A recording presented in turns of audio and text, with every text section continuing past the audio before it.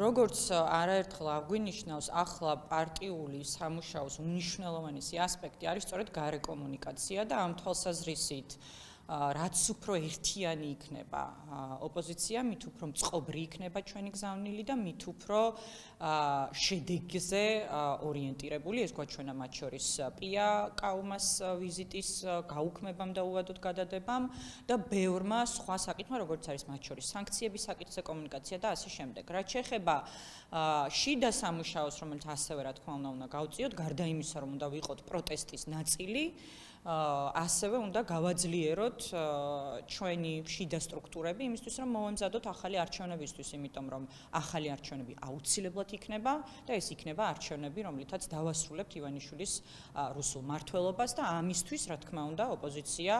ერთიანობა ნაციონალური მოძრაობა, ყველა სხვა ოპოზიციური ძალა, რომელიც ჩაებმევა ამ ბრძოლაში, აუცილებლად უნდა იყოს მზად. საგარეო კომუნიკაციაში ძალიან მნიშვნელოვანია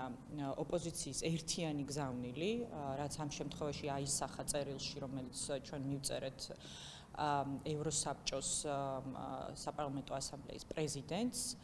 სწორედ ასეთმა ერთიანმა კომუნიკაციამ გამოიღო შედეგი ეუთოს საპარლამენტო ასამბლეის პრეზიდენტის ვიზიტის გაუქმების და უვადოდ გადადების შემთხვევაში, რაც იყო ერთ-ერთი სწორი გადაწყვეტილება, მანამ სანამ არ ჩაინიშნება ახალი არჩევნები და არ გათავისუფლებიან პოლიტიკური პატიმრები და მე იმედი მაქვს, რომ ამ წერილის მოთხოვნაც შესრულებული იქნება, რაც ეხება უფლებამოსილების არცნობას ქართული ოცნების არალეგიტიმური ხელისუფლების, ვინაიდან რადგანაც ისინი არ წარმოადგენენ ქართული ხალხის უმრავლესობის ნებას, მათ არ გააჩნიათ დემოკრატიული ლეგიტიმაცია და ზოგიერთი მათგანი, რომელიც თეორიულად შეიძლება წარადგინოს არალეგიტიმურ პარლამენტში, შესაძლებელია აღმოჩნდეს საერთაშორისო სანქციების ქვეშ.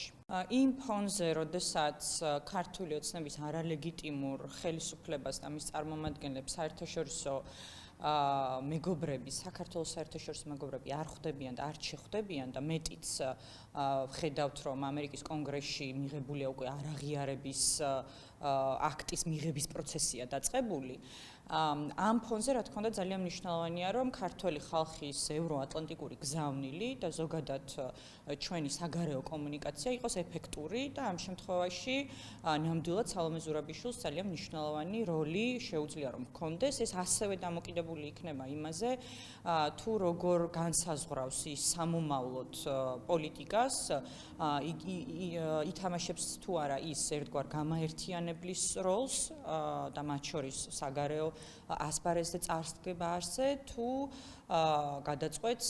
ვთქვათ, რომ ერთ კონკრეტულ რომელიმე პოლიტიკურ გუნდს დაუკავშიროს საკუთარი პოლიტიკური აქტივობა.